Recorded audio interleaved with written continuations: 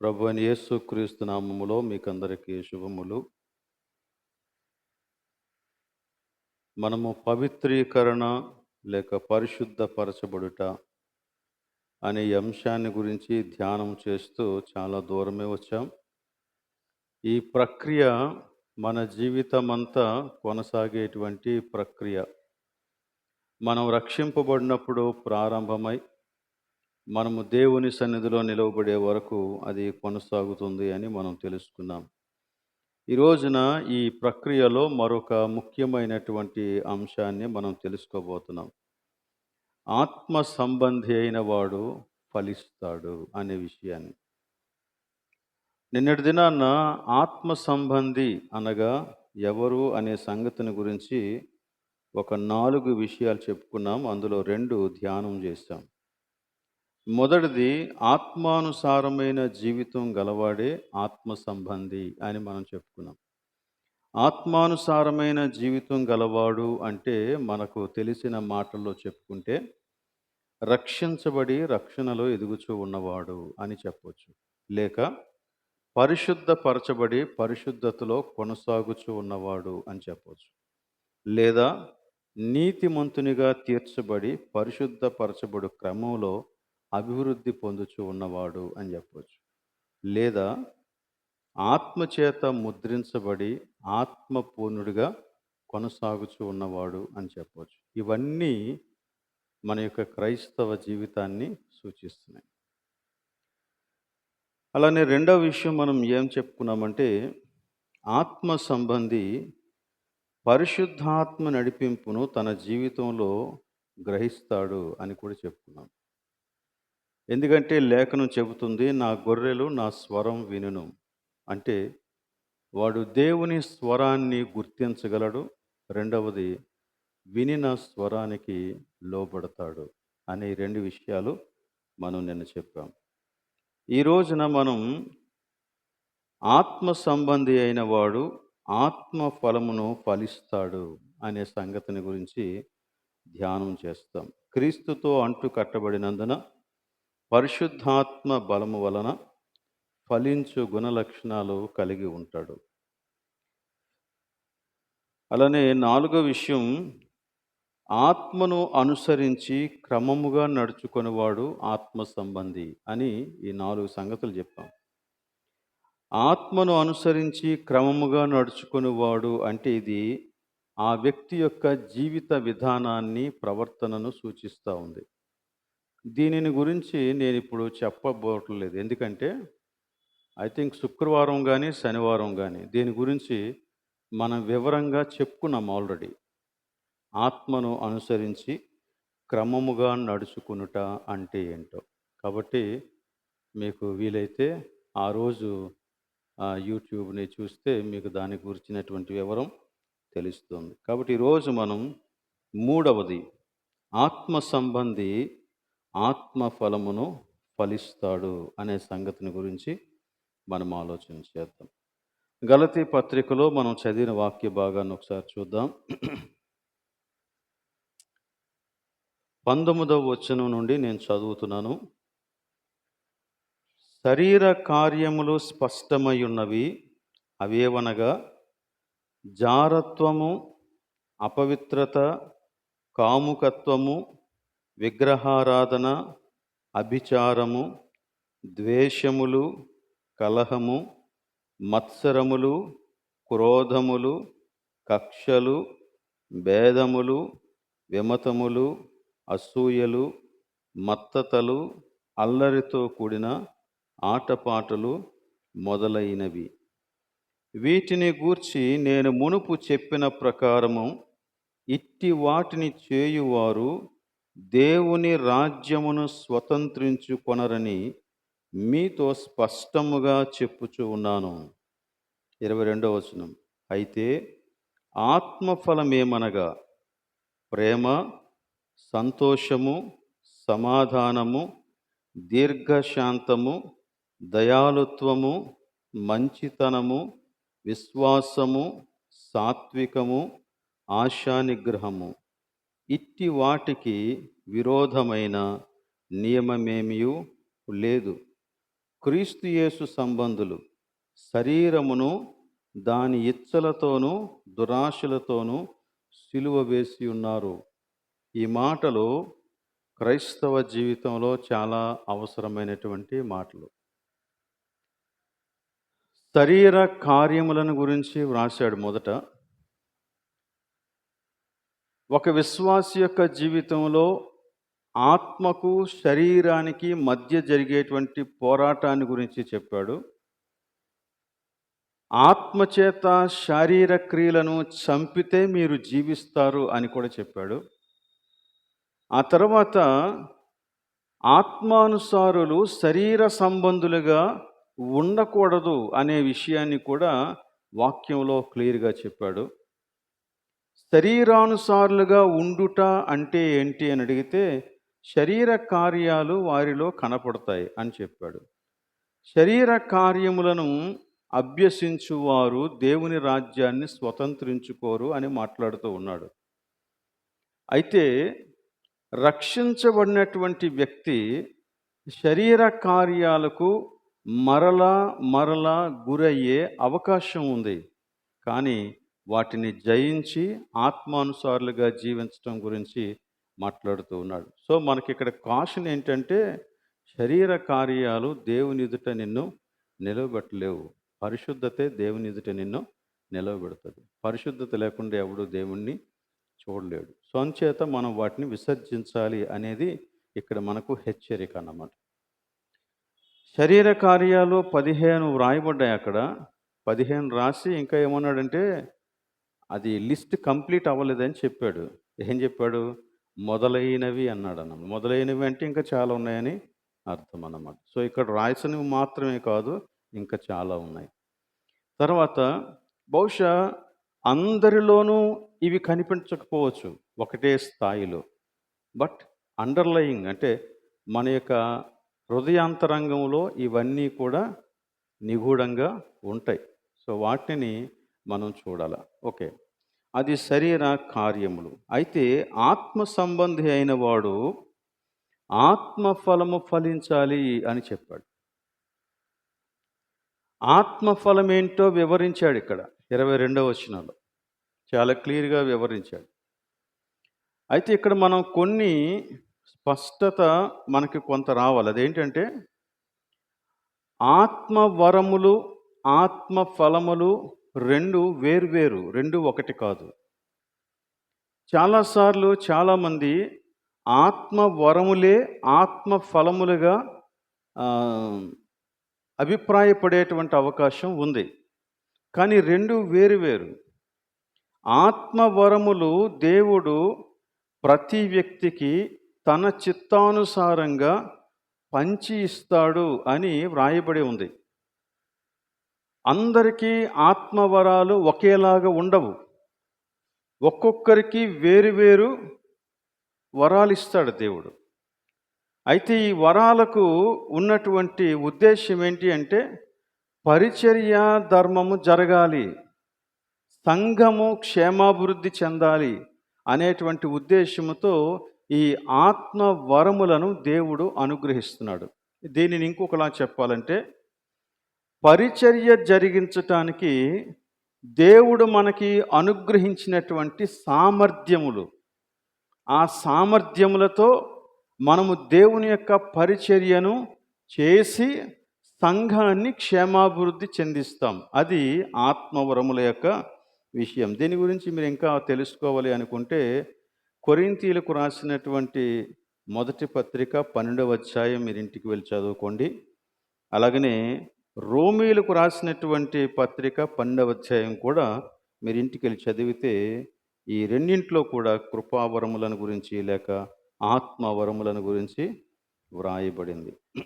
అయితే ఆత్మ ఫలాన్ని గురించి మనం ఆలోచన చేసినప్పుడు ఆత్మ సంబంధులైన వారందరికీ ఆత్మఫలము సహజంగా ఆత్మ యొక్క లక్షణంగా వచ్చేటువంటివి లేక కలిగినవి. అందరూ ఆత్మఫలాన్ని ఫలించాలి, అది బైబిల్ చెబుతుంది. వరములు ఒక్కొక్కరికి ఒక్కొక్కటి ఉంటాయి, కానీ కొంతమందికి 2, 3 కూడా ఉండొచ్చు గానీ, ఆత్మఫలము విషయానికొస్తే నీకు ప్రేముంది, నాకు దగ్గర క్షమాపణుంది, నీ దగ్గర దయాళుత్వం ఉంది, నా దగ్గర నమ్మకత్వం ఉంది అని అనటానికి లేదు. మొత్తం అన్నీ విశ్వాసులందరిలో లేక ఆత్మ సంబంధులైన వారందరిలో ఎవరెవరైతే ఆత్మపూర్ణులుగా ఉన్నారో వారందరిలో కనిపించాల్సినటువంటి విషయాలు. లేక క్రీస్తుతో సంబంధం కలిగిన ప్రతి వ్యక్తి తప్పకుండా ఫలించాలి. ఇది బైబిల్ చెబుతూ ఉన్నటువంటి విషయం. యేసుక్రీస్తు ఏమన్నాడంటే, ఫలించని ప్రతి తీగె తీసి పారవేయబడును. అంటే ఫలింపనివాడు క్రీస్తువాడు కాడు అంతే. నీకు ఆత్మ వరాలు లేకపోయినా నువ్వు క్రీస్తువాడవే. కానీ ఆత్మ ఫలము లేదు అంటే నువ్వు క్రీస్తువాడవు కాదు. నువ్వు క్రీస్తువాడవైతే ఫలిస్తావు. అది బైబిల్ బోధ. కనుక ఫలించటం అనేది క్రైస్తవుల యొక్క ఆధ్యాత్మిక లక్షణం. ఎవరు కూడా ఈ విషయంలో పొరపాటు పడాల్సిన అవసరం లేదు.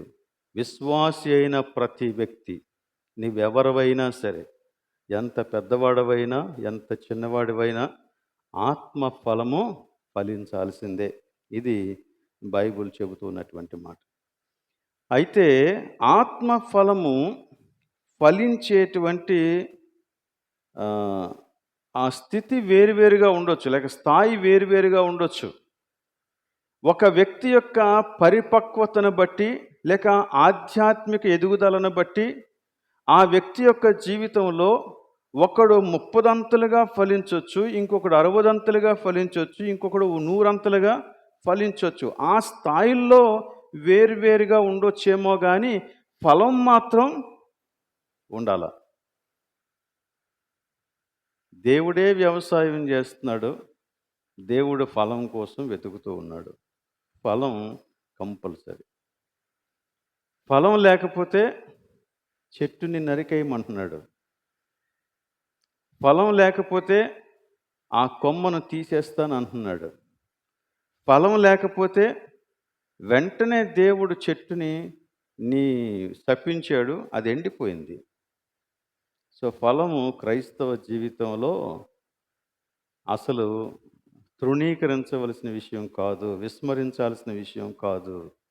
ఫలము క్రైస్తవునికి సూచన. మీరు బహుగా ఫలించుట వలన మీరు నా శిష్యులని తెలుసుకుంటారు అందరూ. సో ఫలింపు లేకుండా ఒక వ్యక్తి క్రైస్తవుడు అనటానికి ఏ సూచన లేదు. ఒక రోజుకి 60 ప్రసంగాలు చేసిన వాడైనా ఫలింపు లేకుండా వాడు క్రైస్తవుడు అనిపించుకోడు. యేసుక్రీస్తు ఈ విషయాన్ని గురించి మాట్లాడుతూ కొండ మీద ప్రసంగంలో వారి ఫలముల వలన మీరు వారిని తెలుసుకొందురు అన్నాడు. ఫలమే. కాబట్టి ఈ ఫలము లేక ఫలించుట అనేది చాలా అవసరం. అయితే ఈ ఫలించుట దినదినానికి అభివృద్ధి చెందుద్ది. ఫలించేవాడు బహుగా ఫలించాలి అని దేవుని యొక్క వాక్యం మాట్లాడుతుంది. దీని గురించి మీరు ఇంకా తెలుసుకోవాలనుకుంటే యోహాను సువార్త 15వ అధ్యాయం మీరు ఇంటికి వెళ్ళిన తర్వాత చదువుకోండి. అందులో దీనికి సంబంధించినటువంటి విషయాలు చాలా వ్రాయబడ్డాయి.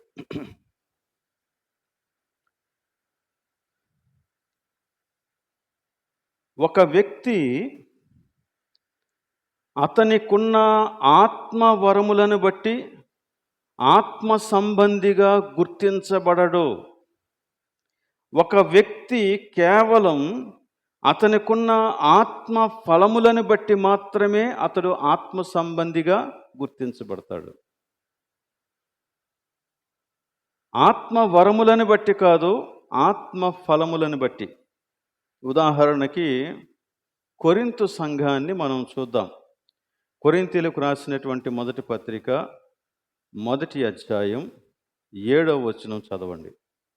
కొరింథీయులకు రాసిన మొదటి పత్రిక మొదటి అధ్యాయం 7వ వచనం. గనుక ఏ కృపావరమునందును లోపము లేక మీరు ప్రభువైన యేసుక్రీస్తు ప్రత్యక్షత కొరకు ఎదురు చూచుచూ ఉన్నారు. ఎవరిని గురించి మాట్లాడుతున్నాడు? కొరింథు సంఘాన్ని గురించి మాట్లాడుతూ ఉన్నాడు. కొరింథు సంఘాన్ని గురించి మాట్లాడుతూ ఉన్నప్పుడు చెప్పిన మాట ఏంటంటే, మీరు ఏ కృపావరమునందు లోపము లేనివారు అని చెప్పాడండి. కృపావరముల విషయంలో కొరింథు సంఘం పూర్తిగా నింపబడి ఉంది, లోపము లేదంట. అంటే అన్ని కృపావరాలు ఉన్నాయి ఆ సంఘంలో. బట్ ఇదే సంఘాన్ని గురించి 3వ అధ్యాయం 3వ వచనంలో ఏమన్నాడో చూడండి.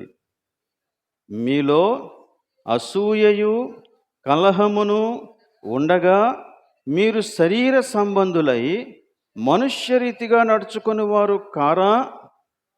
అంటే కృపావరములలో ఏ లోపం లేదు, కానీ ఆత్మ సంబంధమైన ఫలముల విషయంలో లోపం ఉంది. కృపావరములు అన్న ఆత్మవరములు అన్న రెండు ఒకటే. ఆ రెండింటిని నేను అటు ఇటు మార్చి ఉపయోగించినప్పుడు మీరు కన్ఫ్యూజ్ అవ్వద్దు. కృపావరములు అన్న ఆత్మవరములు అన్న రెండు ఒకటే. ఆత్మవరముల విషయంలో కొరింథు సంఘం లోపము లేనిది, కానీ ఆత్మ ఫలము విషయంలో చాలా లోపం ఉంది. అందుకని పౌలు కృపావరముల విషయంలో వారిని మెచ్చుకోగలిగాడు, కానీ ఆత్మ సంబంధమైన ఫలం విషయంలో మెచ్చుకోలేకపోయాడు. కాబట్టి కృపావరముల వలన ఒక వ్యక్తి ఆత్మ సంబంధిగా గుర్తించబడడు. ఆత్మ ఫలముల వలనే ఒక వ్యక్తి ఆత్మ సంబంధిగా గుర్తించబడతాడు. కాబట్టి ఏ సంఘమైనా ఇది ఆత్మ సంబంధమైన సంఘం. దేవుడు ఇక్కడ ఉన్నాడు, వీరి మధ్య పరిశుద్ధాత్మ క్రియలు జరుగుతున్నాయి అంటానికి సూచన ఏంటో తెలుసా? ఆత్మ ఫలము. ఆత్మ ఫలమే సూచన. సరే, అందుకని పౌలు ఇదే కొరింథీ సంఘానికి రాస్తూ 12వ అధ్యాయం చివరిలో చాలా చక్కని మాట వినియోగించాడని. 12వ అధ్యాయం 31వ వచనం. కృపావరములలో శ్రేష్టమైన వాటిని ఆసక్తితో అపేక్షించుడి, ఇదియుగాక సర్వోత్తమమైన మార్గమును మీకు చూపుచూ ఉన్నాను అని 13వ అధ్యాయం రాశాడు. 13వ అధ్యాయం ఏంటి? ప్రేమను గురించి వ్రాస్తాడు. ప్రేమ ఏంటి? ఆత్మఫలం.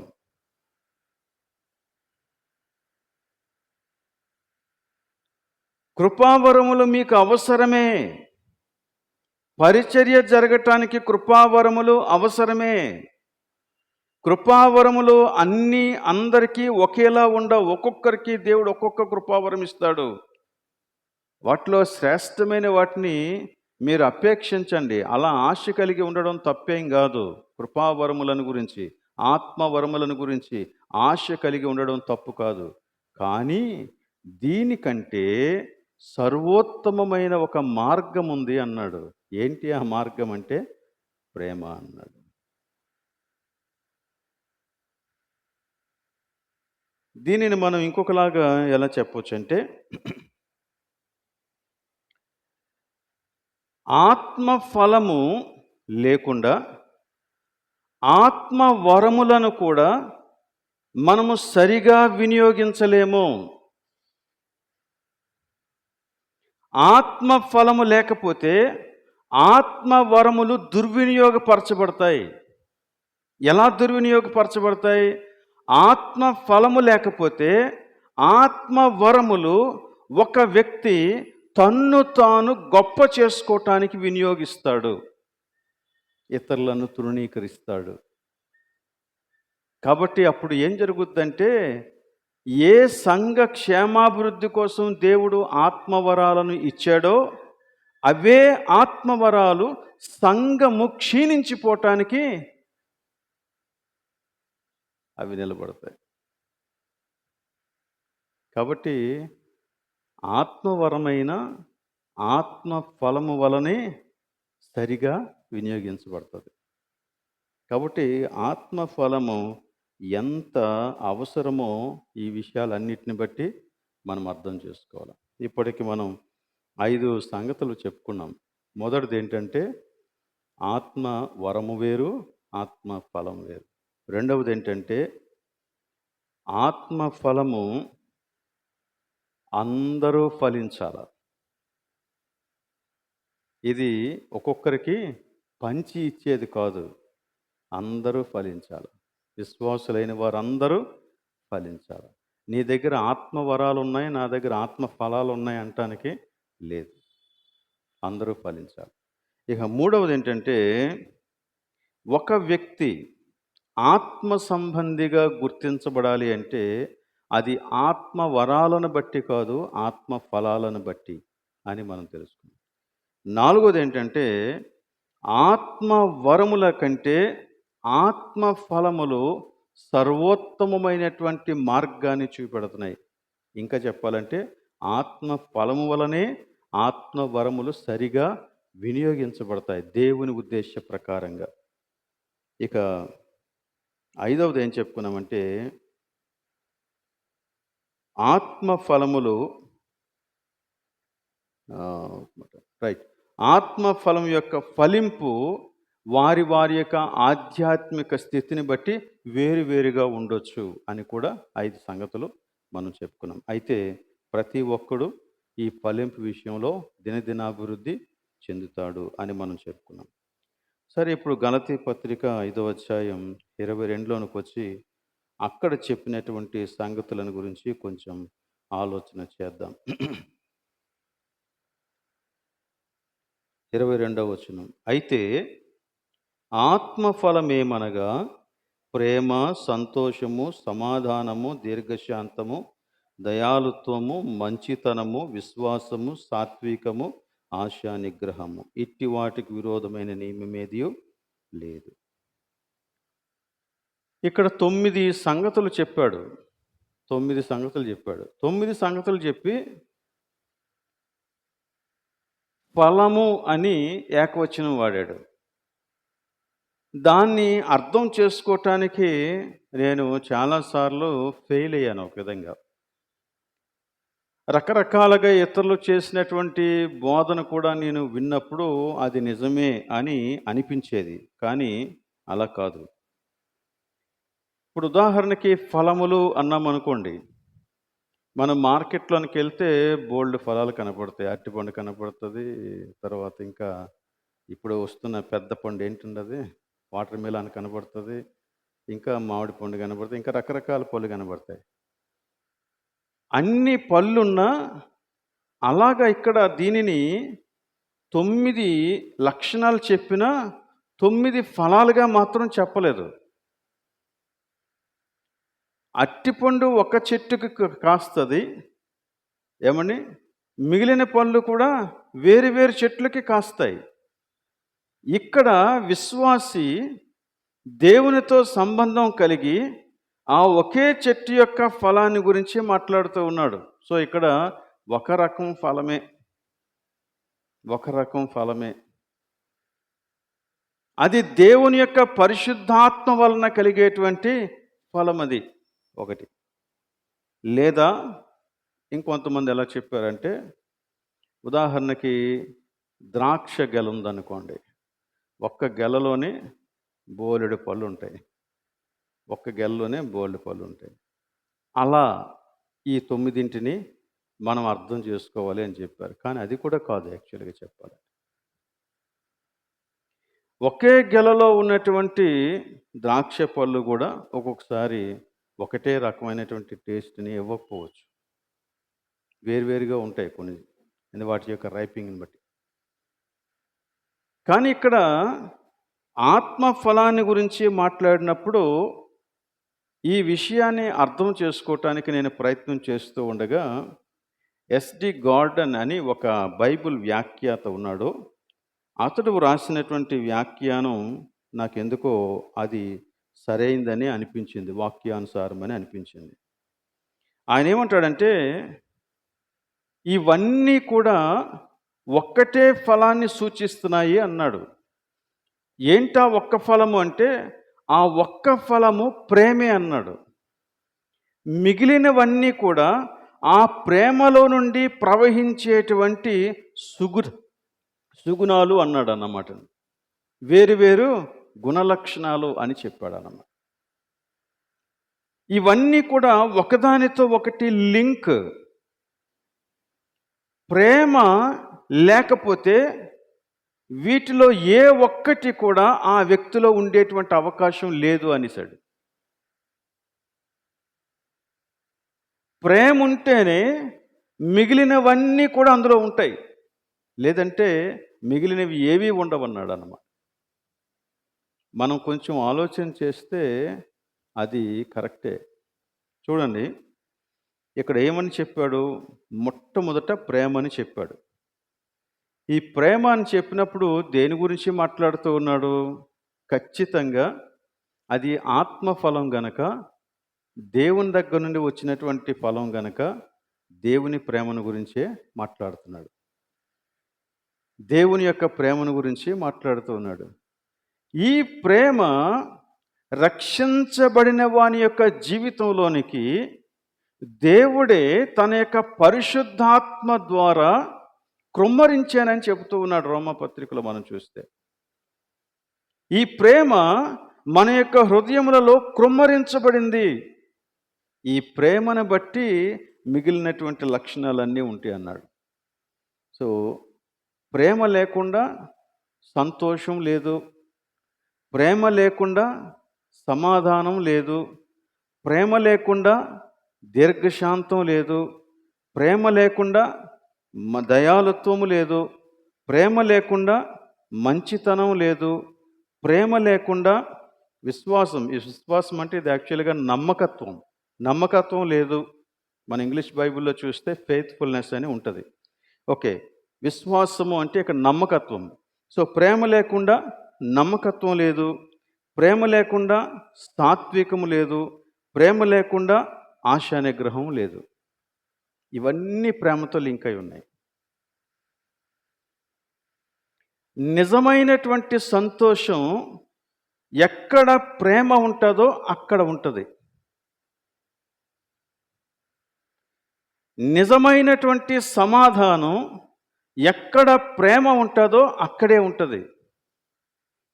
నిజమైనటువంటి దీర్ఘశాంతం, ఒకరిని ఒకరం ఓర్చుకొని త్వరగా కోపపడని లక్షణం ఎక్కడ ఉంటుందంటే ప్రేమతో సహించినప్పుడే.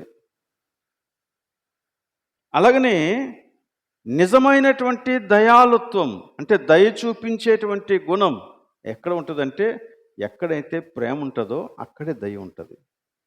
అలానే నిజమైనటువంటి మంచితనం ఎక్కడ ప్రేమ ఉంటే అక్కడే ఉంటుంది. అది లేకుండా మంచితనం లేదు. అలానే ప్రేమ ఎక్కడ ఉంటుందో అక్కడే నమ్మకత్వం ఉంటుంది. ప్రేమ లేకపోతే మన నమ్మకత్వం కూడా మోసపూరితమైనదే. ప్రేమ లేకుండా ఇందులో ఏ లక్షణం కూడా ఉండదు అన్నాడు. అందుకని ఆయన ఇంకా ఎలాంటి వివరణ ఇచ్చాడంటే, సంతోషం అనేది ప్రేమ యొక్క గీతం అన్నాడు. ప్రేమ గీతం సంతోషం అన్నాడు. అలానే సమాధానం అనేది ప్రేమలో మనకు దొరికేటువంటి విశ్రాంతి అన్నాడు. తర్వాత దీర్ఘశాంతం అనేది ప్రేమతో సహించే గుణం అన్నాడు. మరో వ్యక్తిని సహించడం. అలానే దయాళుత్వం అనేది ప్రేమతో మన దగ్గర ఉన్నటువంటి వాటిని ఇతరులతో పంచుకోవటం అన్నాడు. దయాళుత్వం. ప్రేమ లేకపోతే అలా పంచుకోం. తర్వాత మంచితనం అనేది ప్రేమలో ఉన్నటువంటి యథార్థతను సూచిస్తూ ఉంది అన్నాడు. యథార్థత, మంచితనం. ప్రేమ యొక్క లక్షణం. అలానే నమ్మకత్వం అనేది ప్రేమకు అలవాటుగా ఉండే ఒక గుణం అన్నాడు. ప్రేమ యొక్క అలవాటు అది అన్నాడు. నమ్మకంగా ఉండడం ప్రేమ యొక్క అలవాటు.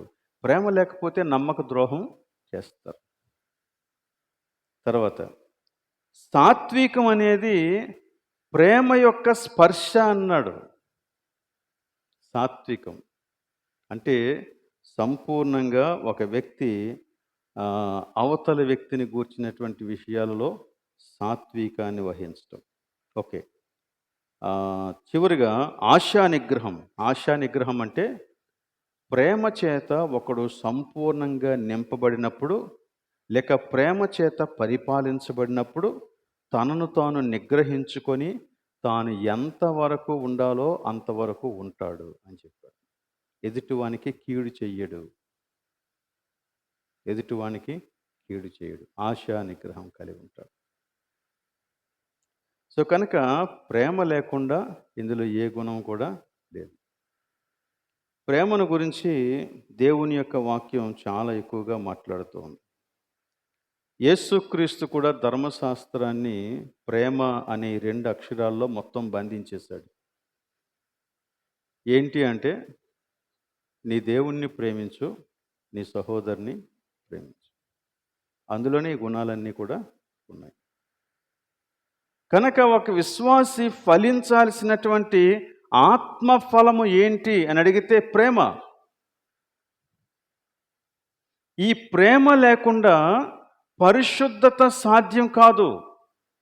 ఈ గుణాలన్నీ మనం చూస్తూ ఉంటే ఇవన్నీ కూడా ఇతరులతో మనకి సంబంధం కలిగినటువంటి గుణాలే.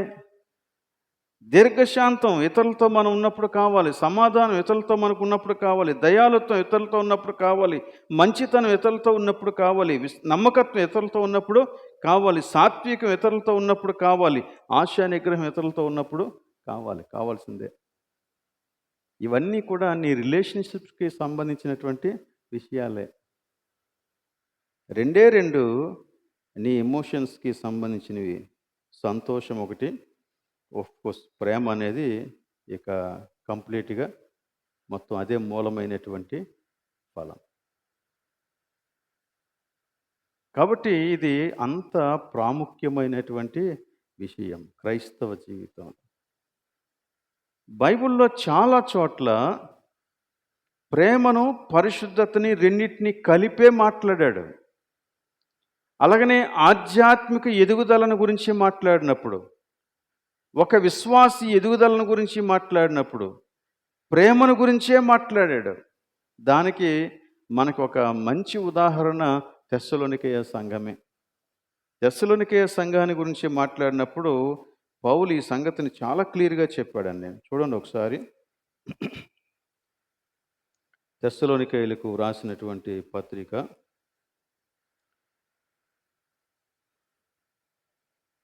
2వ పత్రిక చూద్దాం ఒకసారి.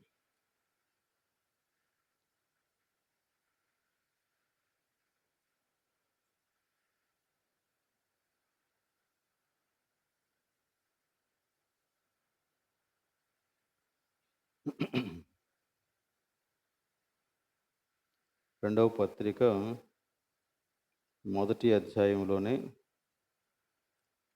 చూడండి 3వ వచనం. సహోదరులారా, మేమెల్లప్పుడూ మిమ్మును గూర్చి దేవునికి కృతజ్ఞతాస్తుతులు చెల్లించుటకు బద్ధులమై ఉన్నాము. ఇది యుక్తమే. ఎలయనగా మీ విశ్వాసము బహుగా అభివృద్ధి పొందుచూ ఉన్నది. మీ అందరిలో ప్రతివాడును ఎదుటివాని ఎడల చూపు ప్రేమ విస్తరించుచూ ఉన్నది. చూసారు ఎంత క్లియర్గా చెప్పాడో. మీ విశ్వాసము అభివృద్ధి చెందుచూ ఉన్నది. దానికి సూచన ఏంటంటే మీరందరూ ఎదుటివాని ఎడల చూపే ప్రేమలో అభివృద్ధి చెందుతూ ఉన్నారు, విస్తరిస్తూ ఉన్నారు.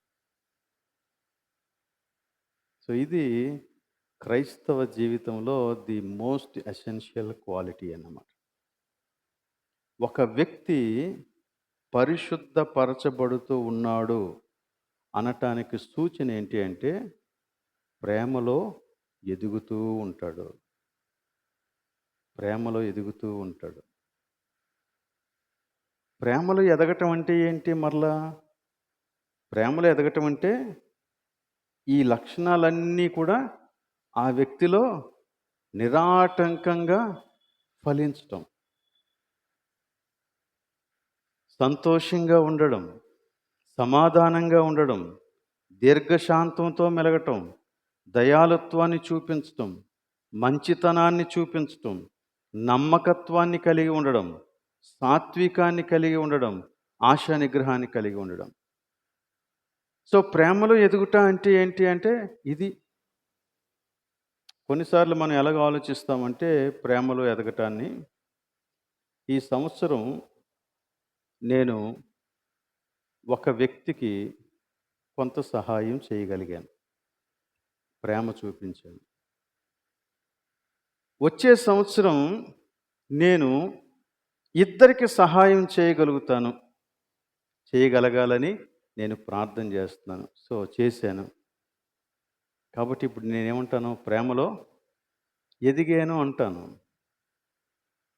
ఆ తర్వాత సంవత్సరం ఇంకొంతమందికి, బహుశా ముగ్గురికి, లేదా నలుగురికి, లేదా ఐదుగురికి అలా పెంచుకుంటూ పోతే, నంబర్ పెంచుకుంటూ పోతే మనం ఏమనుకుంటామంటే ప్రేమలో నేను ఎదుగుతున్నాను అనుకుంటాం. కానీ కాదు. ప్రేమలో ఎదిగేటువంటి వాడిలో ఈ లక్షణాలు కనపడతాయి. ప్రేమలో నువ్వు ఎదుగుచూ ఉన్నావు అనటానికి సూచన ఏంటంటే సంతోషము, సమాధానము, దీర్ఘశాంతము, దయాళుత్వము, మంచితనము, విశ్వాసము, సాత్వికము, ఆశా నిగ్రహం. ఇవి కనిపించడం లేదనుకోండి, నువ్వు ఒకరికి కాదు, 100 మందికి కాదు, 1000 మందికి నువ్వు సహాయం అందించిన ప్రేమలో సున్నాయే రావచ్చు. ఎందుకంటే ఇక్కడ మనం చేసే మంచి కార్యాలను గురించి మాట్లాడడం లేదు.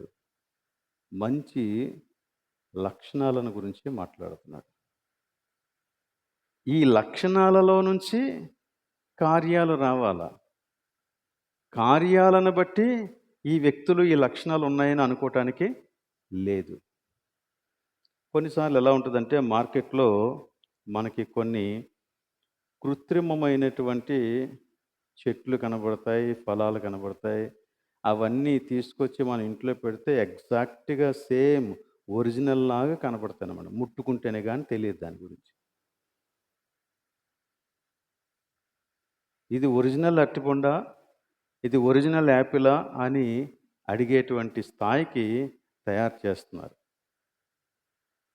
కానీ ఆ ఒరిజినల్ లేక నకిలీ, అసలైంది, నకిలీ ఈ రెండింటికి తేడా ఎప్పుడుంటుందో తెలుసా?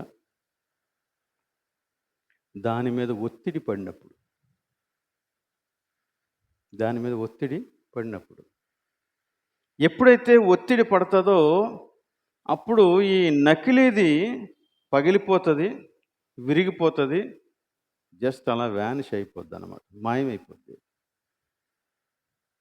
కానీ అసలైనది ఏం చేస్తుందంటే దాని యొక్క రుచిని, వాసనను వెదజల్లుతుంది. నువ్వు దాన్ని ఎంత ప్రెస్ చేస్తే దాని యొక్క శ్రేష్టమైన లక్షణం అంతగా బయటకు వస్తుంది. సో, ఒరిజినాలిటీకిని, నకిలీకిని అంత తేడా ఉంటుంది. ఇప్పుడు దీనిని మన యొక్క ఆత్మ ఫలాలను గురించి ఆలోచన చేస్తూ ఉన్న దానిలోనికి తీసుకురండి. కొంతమంది టైమ్లీ, ఉదాహరణకి క్రిస్మస్ వచ్చింది, ఏదో అకేషన్ వచ్చింది. ఆ అకేషన్‌లో దే ఆర్ సో లవ్లీ. చాలా లవ్వింగ్‌గా ఏవేవో కార్యక్రమాలు చేస్తూ ఉంటారు. ఎంత ప్రేమ కలిగిన వారో అనిపిస్తూ ఉంటుంది. కానీ లైఫ్ సిట్యుయేషన్స్‌లో వారిని ఎవరైనా ఏదైనా అంటే అప్పుడు అసలైనటువంటి స్వభావం బయటకు వస్తుందన్నమాట. అసలైన స్వభావం. మన జీవితంలో ప్రతిరోజు నడుస్తూ ఉండగా మన మీదకి వచ్చేటువంటి ఆ ఒత్తిళ్లలో నుండి అసలైనటువంటి స్వభావం బయటకొస్తుంది. అది నిజంగా దేవునితో సంబంధం కలిగి ఆత్మ సంబంధి అయిన వాడై ఉంటే వాడిలో ఆ లక్షణాలు ఇంకా ఇంకా ఇంకా కనపడుతూ ఉంటాయి. సో ఇప్పుడు మనల్ని మనం అంచనా వేసుకోవచ్చు. మనల్ని మనం అంచనా వేసుకోవచ్చు.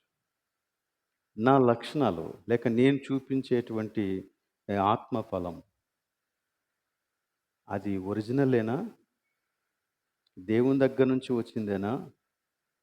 లేక ఏదో ఒక సందర్భంలో, ఒక సమయంలో దాన్ని అతికించుకొని నా అసలు స్వభావాన్ని కవర్ చేసుకోవటానికి ఉపయోగించుకుంటున్నానా? దీన్ని మనం ఆలోచించాలి. సో కాబట్టి ఇన్ని రోజులు మనం పవిత్రీకరణ, పరిశుద్ధపరచబడుట, ఆధ్యాత్మికంగా ఎదుగుట అనే విషయాలన్నీ నేర్చుకున్నవన్నీ కూడా ఇక్కడ తేలిపోతాయన్నమాట. అదంతా జ్ఞానం.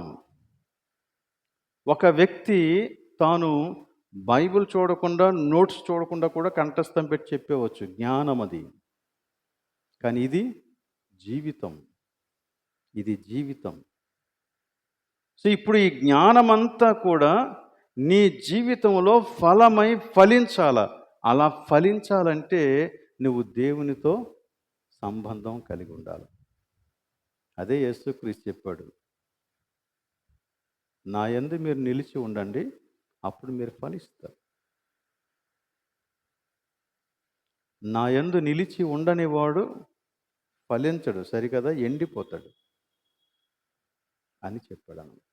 సో యేసుక్రీస్తుతో సంబంధం కలిగి ఉన్నవాడే ఈ ఫలాలు ఫలించగలడు అన్నమాట. అందుచేత మనం చేయవలసింది ఏంటంటే వాక్యాన్ని నిరంతరం ధ్యానించాలా, విధేయతతో ప్రార్థన చేయాలా, సహవాసంలో సాధన చేయాలా.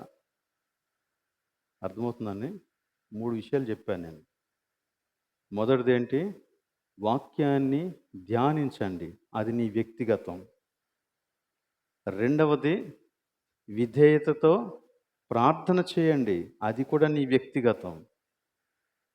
మూడోది ఏం చెప్పానంటే సహవాసంలో వాటిని అభ్యసించండి. నేను ఒక్కడనే ఉంటే నాకంటే మంచోడు ఇంకెవడు ఉండడు. నువ్వు నాతో కలిసి ఉన్నప్పుడే నా అసలు గుణం బయటకు వస్తుంది అన్నమాట. అంతే కదా. ఎందుకంటే నేను నిన్ను ప్రెస్ చేస్తూ ఉంటాను, నువ్వు నన్ను ప్రెస్ చేస్తావు. నేను నీకు ఒత్తిడి కలిగిస్తాను, నువ్వు నాకు ఒత్తిడి కలిగిస్తావు. మన ఆలోచనలు, మన మాటలు, మన క్రియలు ఒకదానితో ఒకటి రాపిడి జరిగినప్పుడు మన యొక్క ఒరిజినల్ స్వభావం అంతా కూడా బయటకు వస్తుంది. సంచేత మనం విశ్వాసులతో కలిసి నేర్చుకోవాల్సినటువంటి విషయాలు ఇవి. అందుకే ఎఫెసీ పత్రికలో ఇలా చెప్పాడు చూడండి. ఎఫెసీ పత్రిక 3వ అధ్యాయంలో 15 నుంచి, అది చాలా పెద్ద వచనం. ఆ వచనంలో నేను మధ్యలో చదువుతున్నాను. అంటే 15వ వచనం దగ్గర నుంచి లెక్క పెడితే 1, 2, 3, 4వ లైన్ నుండి చదువుతున్నాను. నేను 4వ లైన్ నుండి చదువుతున్నాను.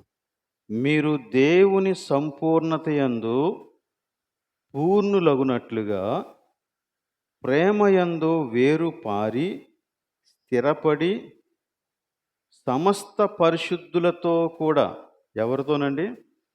సమస్త పరిశుద్ధులతో కూడా అంటే ఎవరు? నీ తోటి విశ్వాసులతో కూడా దాని వెడల్పు, పొడుగు, లోతు, ఎత్తు ఎంతో గ్రహించుకోండి అని మాట్లాడుతున్నారు. ఇంకా చాలా విషయాలు చెప్పాడు. సమస్త పరిశుద్ధులతో కలిసి ఈ విషయాలని ప్రాక్టీస్ చేయాలా, అభ్యసించాలా. ఖచ్చితంగా మనం వేరుపారడం, స్థిరపడటం దేవునితో మనకున్న సంబంధాన్ని సూచిస్తుంది. సమస్త పరిశుద్ధులతో కూడా అని చెప్పినప్పుడు మిగిలినటువంటి సంఘంలో ఉన్నటువంటి సభ్యులందరినీ సూచిస్తూ ఉంది. వారందరితో కలిసి నువ్వు ఏదైతే దేవుని దగ్గర నేర్చుకున్నావో దానిని అభ్యసించాలి. నీ మాట చెప్పేస్తుంది నువ్వెవరవో.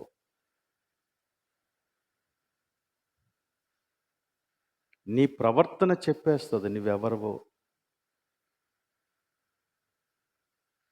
నీవితరులతో కలిసి పనిచేస్తూ ఉన్నప్పుడు నీ భావోద్రేకాలు చెప్పేస్తాయి నువ్వెవరవో.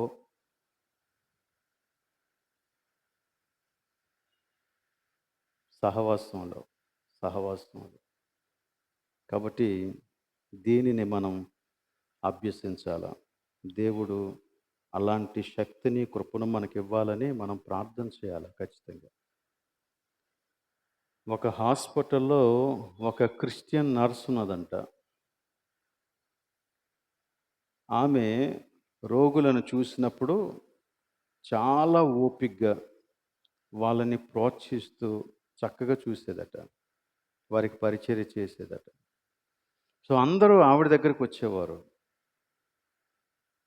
చాలామంది ఆవిడ్ని మీరు క్రైస్తవులా అని అడిగేవారట. ఆవిడెప్పుడు యేసుక్రీస్తుని గురించి చెప్పలేదు. కానీ ప్రజలకి ఆ ప్రశ్న అడగాలని ఎందుకు అనిపించింది? ఆమె జీవితాన్ని బట్టి, ఆమె చేసే విధానాన్ని బట్టి, ఆమె ప్రవర్తించే తీరుని బట్టి, ఆమె మాట్లాడే మాటలని బట్టి. ఇది మనకి కావాలి. ఇది మనకి కావాలి. కొన్నిసార్లు నేను క్రైస్తవుడినండి అని చెబితే, మీరు క్రైస్తవులా అని అడగకూడదు మనల్ని ఎవరును. అర్థమవుతుందా మీకు? నేను క్రైస్తవుడినండి అని అంటే, మీరు క్రైస్తవులా? ఎప్పుడు నాకు అలా కనపడలేదే అనకూడదు ఎవరు. మీరు చెప్పకుండానే మీరు క్రైస్తవులని మీ ప్రవర్తనను బట్టి తెలియాల. అది ఫలం. అది నిజమైనటువంటి ఫలం. అట్టి ఫలముల చేత దేవుడు మనలను నింపి నడిపించునుగాక. ప్రార్థన చేద్దాం. మరలా రేపు సాయంత్రం 6:30 గంటలకి కలుసుకుందాం. లేచి నిలబడి ప్రార్థనలో ఏకీభించాలని నేను కోరుతూ ఉన్నాను.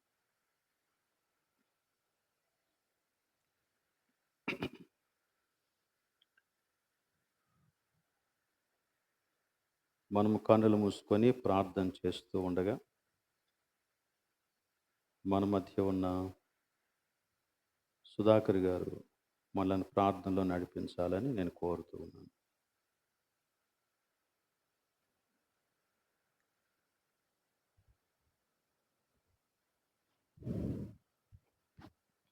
ప్రార్థన చేసుకుందాం. పరిశుద్ధం మిక్కిలి కనికరం గల నా దేవ, నా తండ్రి, నా యేసు, నా పరమరక్షక, గత 30 రోజుల నుంచి అనేక మర్మాలను మేము తెచ్చుకుంటున్నాం ప్రభువా. నీ దీన సేవకుడి ద్వారా ప్రభువా, పవిత్రీకరణ, పరిశుద్ధపరచబోట అనే మాటల ద్వారా సంఘం వెలుపల, సంఘం లోపల అనేక మంది దీని మీద తెలుసుకుంటున్నారు ప్రభువా. నీ దీన సేవకుని దీవించండి, ఆశీర్వదించండి ప్రభువా. ఎవరెవరు బాధల్లో ఉన్నారో, కష్టాల్లో ఉన్నారో వాళ్ళని కూడా దీవించి ఆశీర్వదించమని, సంఘానికి రావాలని ఆశీర్వదిపడుతున్న వాళ్ళని కూడా త్వరలో రప్పించి నీ ఆరాధనలో పాలు పంచుకునే భాగ్యం వాళ్ళకి కూడా కలుగజేయమని కోరుతున్నాం ప్రభువా.